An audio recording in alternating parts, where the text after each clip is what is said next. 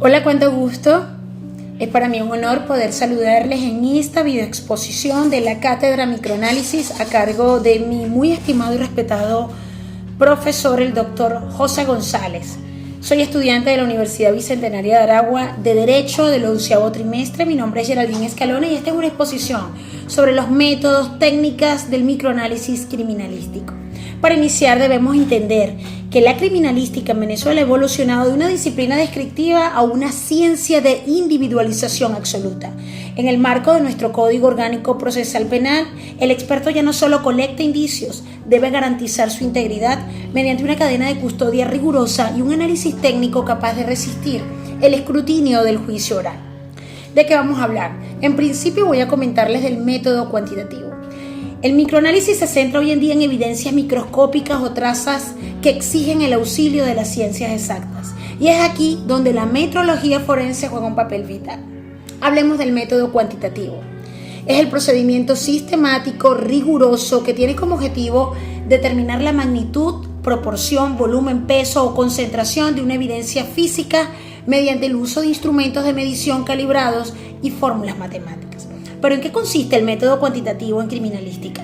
Conlleva la aplicación de técnicas analíticas, instrumentales y matemáticas para transformar un fenómeno físico en un dato numérico con valor legal.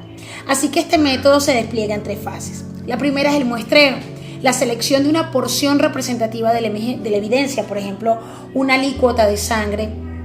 Medición es el uso de la tecnología, balanzas analíticas, entre otras.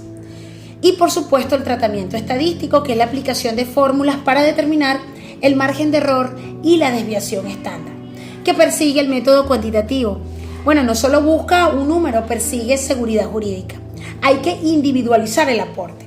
Así que determinar si esa cantidad fue suficiente para causar un efecto, por ejemplo, si hay una suficiente cantidad de dosis letal para un veneno, es fundamental. En Venezuela, por ejemplo, la ley de drogas diferencia muy bien las penas según el peso exacto. Así que hay una diferencia marcada entre 19 gramos y 21 gramos de cocaína. Es importante señalar que el método cuantitativo busca eliminar la subjetividad, sustituir la opinión del perito. ¿Sí? Por ejemplo, había mucha sangre por un dato fáctico, si hallaron 2.5 litros de sangre en el sitio. Esto es importante tenerlo claro para poder entender cómo funciona este método. Ahora hablemos sobre el método cualitativo, que es parte de esta investigación. Este método consiste en la aplicación de una serie de ensayos, de reacciones químicas y observaciones físicas determinantes para conocer la naturaleza intrínseca de esa evidencia. Así que su objetivo es la taxonomía forense, es decir, clasificar el elemento dentro de un grupo específico, por ejemplo, sangre, droga, pólvora, fibra. De tal forma que se trata de identificar propiedades físicas, químicas que hacen que una sustancia sea lo que es y no otra cosa. Por lo cual es una fase dicotómica, presencia o ausencia. Y en la ruta del laboratorio de criminalística, este método siempre precede el método cuantitativo que les acabo de hablar. Ahora, ¿qué persigue el método cualitativo?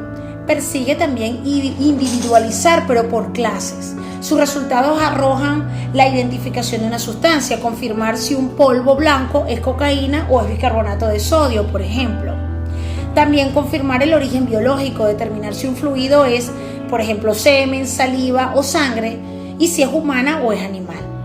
Es importante señalar que el método cualitativo y el método cuantitativo van a orientar la investigación, van a permitir descartar hipótesis falsas y van a poder dar mayor certeza a esos indicios que han sido colectados.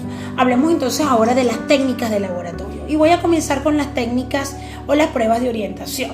Las pruebas de orientación o técnicas presuntivas, como también se les conoce, se definen como esos ensayos químicos o físicos de máxima sensibilidad, pero de baja especificidad. Es decir, su diseño permite conocer si una sustancia reacciona o no ante un examen para poder ir determinando orientación. Los protocolos de la División de Microanálisis del CICPC arrojan que tratan sobre ciertas reacciones químicas, por ejemplo, como las de las pruebas de luminol, y fundamentan hacia donde se orienta ese indicio. Es una prueba de orientación negativa, se descarta que el indicio sea el que se estaba presumiendo, y si da positiva se activa entonces la cadena de custodia para empezar a colectar y a resguardar esos datos y poderlos llevar. ¿Qué persiguen las pruebas de orientación? Filtrar entre cientos de manchas o polvos cuáles tienen interés criminalístico forense. También prevenir la contaminación, es decir, evitar el traslado innecesario de sustancias inertes a los laboratorios. Y también persiguen un fin de economía procesal, es decir, reducir la carga de trabajo de los equipos de tecnología, reservando solo aquellas muestras que realmente han pasado este filtro presuntivo. Una prueba importante de orientación es la prueba de luminol, o la que conocemos también prueba de Blue Star, que es otra que se aplica en el 6CPC, que se aplican en las escenas donde se sospecha que hubo limpieza sobre un rastrado de manchas que pudieran indicar que sean de sangre. Hablemos de las pruebas de certeza. Se llaman las pruebas de confirmación. Algunos teóricos sostienen que estas pruebas son métodos analíticos instrumentales que poseen la máxima especificidad, es decir, tienen la capacidad de no confundir, y señalan algunos autores que estas pruebas permiten individualizar, es decir, pasan de la sangre a la identidad, de tal forma que si la prueba de orientación es un indicio, la prueba de certeza es la confirmación irrefutable. En estos casos, estas técnicas tienen como objetivo identificar de manera inequívoca una sustancia y a quién pertenece esa sustancia colectada o esa prueba. Un ejemplo importante pueden ser los de gases acoplados a la espectrometría, donde se separan algunos componentes y los resultados permiten considerar si hay confirmación toxicológica de que una sustancia pertenece a un espectro de masas o pertenece a una huella dactilar única, si pasó por evidencia. Sobre todo esto se aplica mucho en el tema de drogas. Importante conocer sobre los falsos positivos y los falsos negativos. El falso positivo ocurre cuando un método analítico indica que una presencia de una sustancia coincide cuando en realidad no existe. Y es el error más peligroso porque este falso positivo puede conllevar a la condena de un inocente. Y en el proceso procesal penal, la existencia de un falso positivo anula la eficacia probatoria. Es importante tener esto en cuenta, y una de las causales de que tengamos falsos positivos es la contaminación cruzada que puede pasar en el sitio del suceso, en la manipulación, o las interferencias químicas cuando un reactivo reacciona de manera equivocada con otro. Hablemos entonces ahora del falso negativo, que es el segundo tipo de error. Este ocurre cuando la sustancia o el rastro que se está buscando, que está presente en la muestra, pero el análisis arroja un resultado negativo, es decir, la consecuencia puede ser que el crimen quede impune, es decir, que no se sustentó bien esa prueba y por lo tanto arrojó un falso negativo.